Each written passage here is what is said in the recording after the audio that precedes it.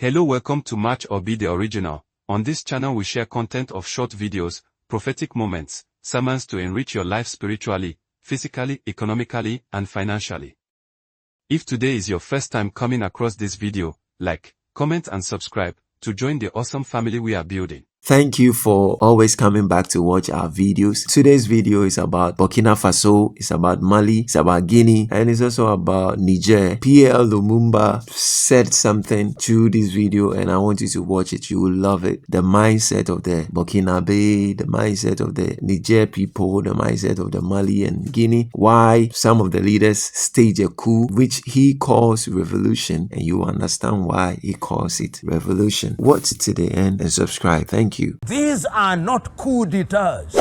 These are revolutions. And this revolution is a revolution which is unique, is a revolution which is being defined and refined by young Africans whose agenda is the spirit of Pan-Africanism. The Sahelian revolution is a revolution which will change the continent of Africa and redefine Africa's relationship with the former colonizer. It begs the question, will the men in uniform continue to be in power until kingdom come? No.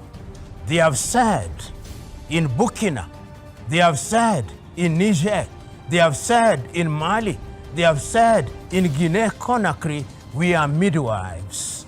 We have come here for a short time to clean up the mess that has been with us. We have come here to clean up the mess that the French have always created.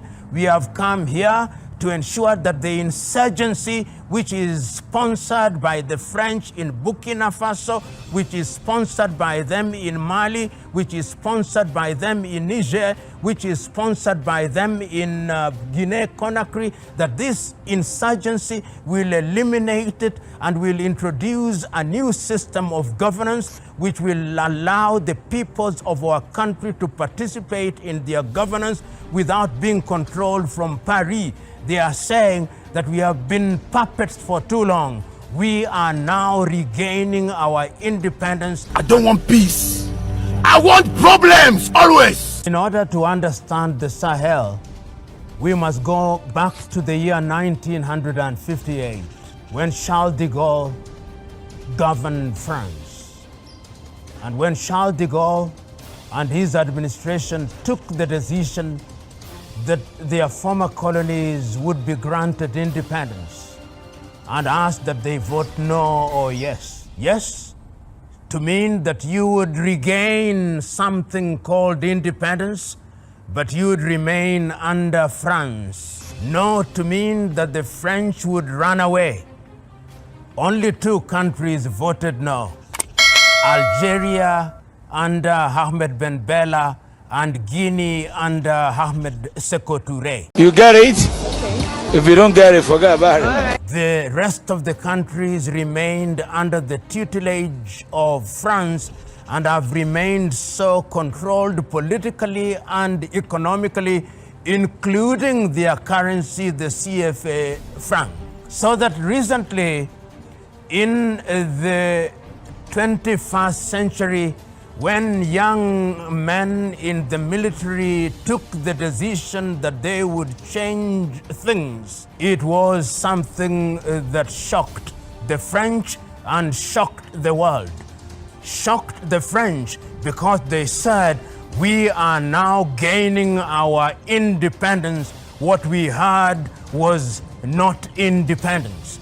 And I listened so very keenly to Doumbouya in Guinea-Conakry. I listened very keenly to Aïta in Niger. I listened very keenly to Traoré in Burkina Faso, and their message was clear. There are those who said within ECOWAS that Mali must not, when we talked about Mali at that time, they said Mali must be expelled from ECOWAS.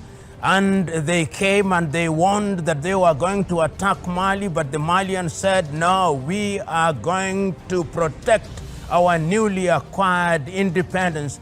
The same message came from Guinea, the same message came from Niger, the same message came from Burkina Faso, and there is now unanimity within the Sahel that the time is now to redefine their relationship with France particularly. Look at my face. This man, like I could have killed a lot of people. We must learn a lesson. Let us understand why that redefinition of relationship is important. It is important at two levels, at the political level and at the economic level. We start with Burkina Faso. Burkina Faso is a country that was formerly known as Upper Volta. When via coup d'etat, Thomas Isidore Sankara took power in 1983, he said we must rename our country. And he renamed the country Burkina Faso. And he renamed the people the Burkinabe, the country of upright men. And he said that the time has come that we must be totally liberated from France. France has controlled how we conduct our politics. France has controlled what we sell and what we buy. France controls our money. France controls our everything. And he redefined everything. And within 5 years, we now know that Thomas Sankara and Burkina Faso as a country were liberating themselves and were capable of feeding themselves. He said we must take charge of our gold, we must take charge of our uranium. But within 5 years, in 1987, they had induced Blaise Compaoré to assassinate him. And this is always important to remember. When Isidore Sankara was told that you are going to be assassinated and the possible assassin is Blaise Compaoré, he said, Blaise is my friend. If it is Blaise whom they have hired to kill me, then I will not survive. And he did not survive. France controlled the Sahel because of our resources. Then, of course, Niger. Niger is a country that is known for her uranium. Niger is a country that is known for our resources, and we know for a fact that even some of the nuclear tests that have been undertaken by the French have been undertaken in the deserts of the Sahel region. We know that that particular area is rich in all manner of resources, and the Nigerians took the decision that we are going to change this. When the coup happened, one of the things that was most frustrating was that a decision was taken that Niger must be treated differently, and people don't understand why ECOWAS reacted in the manner that it did. It was uranium. It was the uranium that is not only used in France, but is used in different parts of the world for nuclear facilities. And Niger sits upon uranium that has value that is inestimable. And the idea to ensure that Niger was ostracized from the ECOWAS community was at the behest of the French. And it is important that the Sahelians have taken the vow that they are going to protect Niger.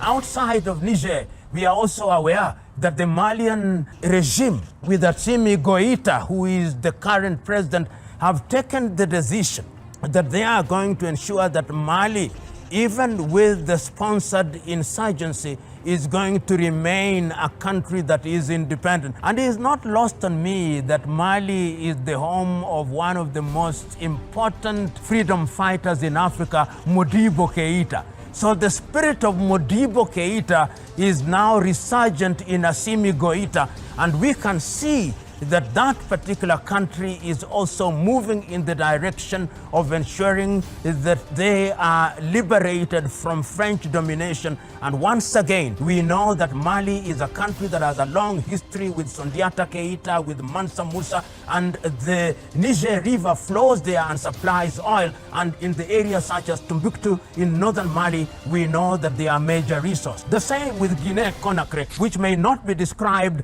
as being specifically in the Sahel, but is one of the countries that is supporting the activities that are going on in the Sahel to the extent that they are redefining how Europe, particularly France, relates with Africa. Which begs the question, what is new in Sahel? What is happening in the Sahel that is new? Is it a revival of Pan-African spirit? Is it something that is going to change the complexion of that region and by extension change the complexion of the world? Commentators are now saying that while many are quick to characterize the changes in the Sahel as coup d'etats and therefore against the African Union declaration that Africa will not entertain non-unconstitutional changes of power, Pan-Africanists and those who know how France is operating and has operated say these are not coup d'etats, these are revolutions.